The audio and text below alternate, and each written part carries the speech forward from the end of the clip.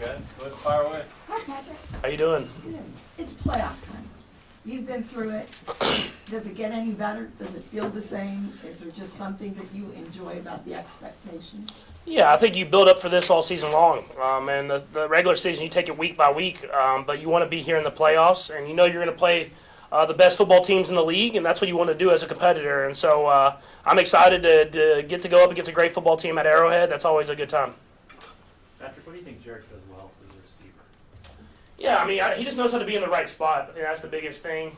He has a good sense of the quarterback timing, when to be in there for protection reasons and when to get out. And then whenever he's hot, he always has his eyes around and he's ready to catch the ball. And then he makes special plays when he gets the catch. He seems like he can get in the end zone almost every single time. So he's a vet and a guy that knows what to do whenever he catches the football.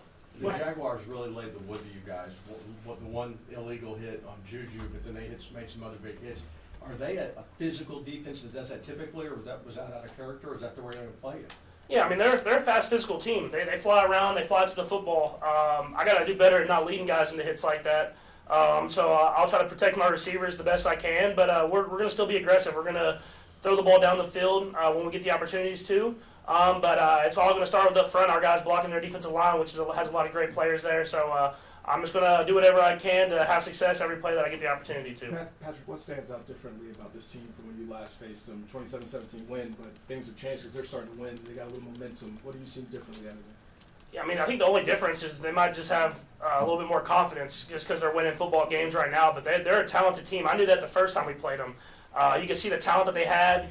They were flying around to the football. They made a few mistakes here and there, and that's why we kind of got the win the first time. But we understand how good this football team is and how much of a challenge it's going to be for us to go out there and try to find a way to get a win. And so we're trying to prepare ourselves the best way possible that we can find a way to win it there on Saturday. How impressed were you with Lawrence having the 4 interceptions, but being able to bounce back and have the kind of second half that he did as a young quarterback? Yeah, no, it's tough, man. When you throw 3 interceptions, especially in the first half, or four interceptions, especially if it's in the first half, if it's your fault or not, that kind of can seep into your mind of what decisions am I going to make going forward? Do I protect it or do I stay aggressive? But he battled through, man. That's a true test of a competitor, man. That whenever stuff's not going your way, to still pull your team to find a way to win. And he's done it at every level, high school, college, and now in the NFL, he's taken that team and they've turned it around fast. So he's a great competitor, man, and we understand it'd be a great challenge. And if they have a great football team that's been playing playoff football for over a month now. So they understand what it takes to win, and we have to go out there and do whatever we can to do what we can to win. This will be Trevor's second playoff game, obviously. As you think back to 18 when you had the Colts and the Patriots, what are the challenges for a quarterback when they're entering their first playoff run? Yeah, probably just controlling emotions. I mean, you win a big game, your first playoff game, you can't be satisfied. I mean, that's the biggest thing. And so, yeah, I mean, other than that, it's just football. You got to just come back and play the next week and find a way to win that next one.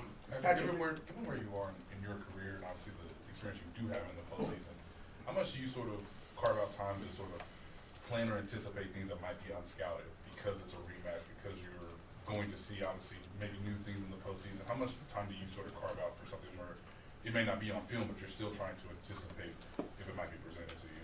I think I've done a better job of that this year, just in general, just because I've played so many teams multiple times now.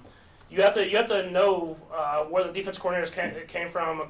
Caldwell came from Tampa Bay. Where in the first game they played us one way, and the second game they played us a different way. And they've kind of always had different game plans. And he's a great defense coordinator who does a lot of different stuff. So you have to prepare for what they did against us the first time.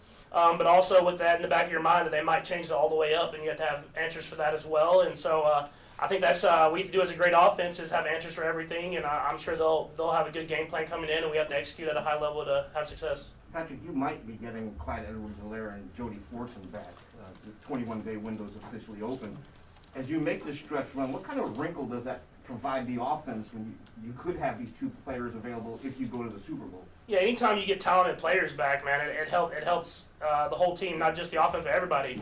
To have that energy in the locker room again, to have it on the football field, and both those guys are special type players where they can do different things than the guys that we already have in there. So just having as many people back healthy as possible is going to be great for us because we'll have different options to utilize as we continue to try to build and get better and better and win these playoff games. Patrick, what do you feel like you missed without having McCall in the lineup? Yeah, I mean, he's got a special type of speed. A special type of speed that he does a great job with if it's jet sweeps or stretching the field vertically, and he's gotten better and better at making those tough catches. So it's we've done a great job of replacing that with other guys, but I mean, having McCole is a special type of player, and he's done a lot of great things for this offense. Patrick, you talked about controlling emotions for Trevor. It's been about a year, been able to play a playoff game at home. Will you have to control your emotions before this one? What do you think? Yeah, I always do when I play at Arrowhead. I always come out of that tunnel. I'm a little hyped up. So doing a good job of controlling my emotions, focusing on what I need to focus on to have success. It's gonna be a big game in a great environment, obviously in Arrowhead, and we're gonna have to play our best football. So I got to be that leader that controls my emotions and goes out there and can be calm, but I still have the energy to lead the team. Patrick, Andy had mentioned that you guys had a lot of new cast of characters coming into the season. Now you're entering the postseason where it matters most.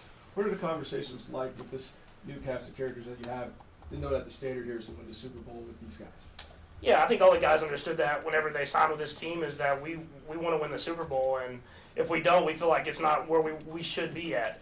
And so I think we built all year. We try to get better and better with the mindset of we want to win the Super Bowl, but we can't do it every single day. We have to continue to just get better and better until we get to that point. And you can't look ahead, man. I mean, we have a great team that we're playing this week that's playing great football. And so how can we get better at practice today so that we're better by the end of the week? And I think you have to have that mindset, and I think the guys do, and I think we're in a good spot. Patrick, from a team aspect, what's that mindset transition like from regular season to playoff mode?